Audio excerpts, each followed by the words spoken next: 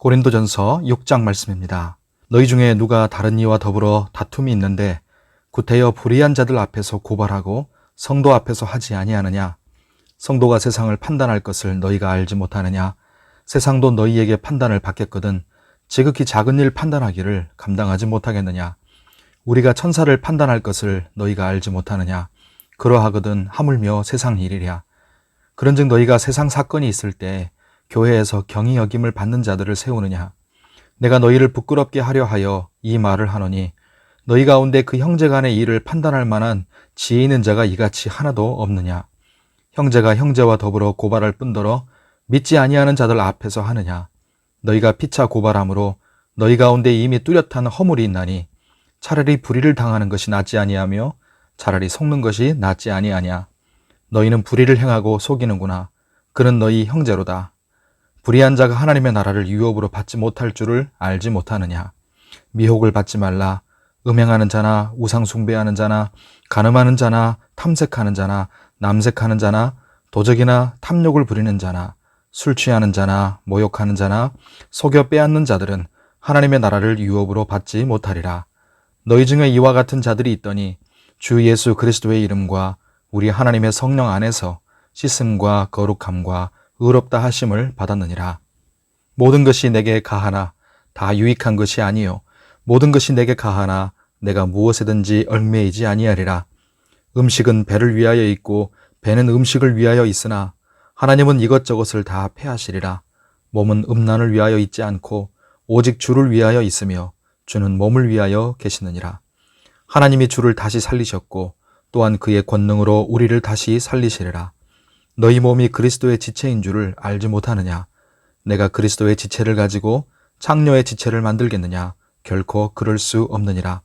창녀와 합하는 자는 그와 한 몸인 줄을 알지 못하느냐? 일러스되 둘이 한 육체가 된다 하셨나니 주와 합하는 자는 한 영이니라. 음행을 피하라. 사람이 범하는 죄마다 몸 밖에 있거니와 음행하는 자는 자기 몸의 죄를 범하느니라.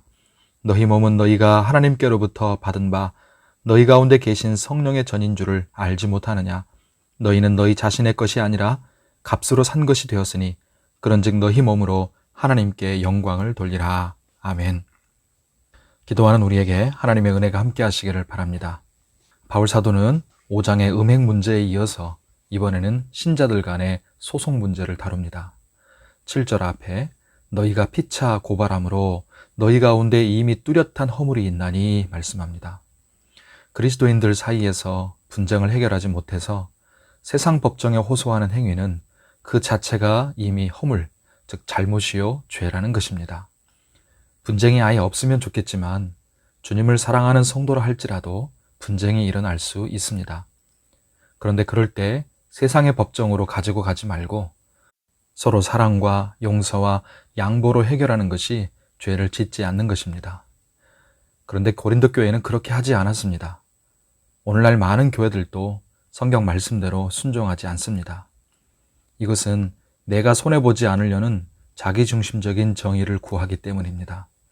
이에 대해 성경은 다른 의의를 가르칩니다. 세상 법정으로 가느니 7절 뒷부분의 말씀처럼 차라리 불의를 당하고 손해를 보고 속는 게 더 낫다고 말씀합니다. 피차 서로 사랑의 십자가를 지는 것, 이것이 성경이 우리에게 말씀하시는 의의입니다. 교회 성도들이 서로의 분쟁을 세상 법정으로 가지고 갈 때 이것은 8절 말씀처럼 불의를 행하고 속이는 것이요 이미 성도와 교회로서 실패한 것입니다. 그런 성도와 교회를 세상 사람들이 신뢰할 리가 없고 그런 성도와 교회가 말하는 예수와 진리를 귀 기울여 듣지 않는 것입니다. 오늘 말씀은 9절 이하에서 불의한 자를 말씀하는데요. 음행하는 자, 우상숭배하는 자, 간음하는 자, 탐색하고 남색하는 자, 도적질하는 자, 탐욕 부리는 자, 술 취하는 자, 모욕, 남을 뒤에서 욕하는 자, 속여 빼앗는 자 이런 것들을 포함해서 이런 불의한 자들은 하나님의 나라를 유업으로 받지 못한다. 천국에 들어가지 못한다 말씀합니다. 왜 이렇게 강한 어조로 말할까요? 여기서 말하는 불의한 자들은 한두 번 그런 것이 아니라 아예 평소 일상적으로 지속적으로 이런 행위들을 하고 사는 자들을 말하는 것입니다. 하나님을 진정으로 두려워하고 예수님 안에서 받은 은혜를 진정 아는 자라면 그렇게 살 수가 없죠. 고린도 교회는 구원받은 자는 자유하기 때문에 모든 것이 다 괜찮다. 죄를 지어도 괜찮고 모든 것이 가하다 하는 그런 생각을 가졌습니다. 오늘날에도 그렇게 율법과 하나님 말씀이 필요 없다고 말하는 소위 이단적인 생각을 가진 이들이 많이 있습니다. 하지만 성경은 12절 말씀에 모든 것이 가하나 다 유익한 것이 아니라 말씀합니다.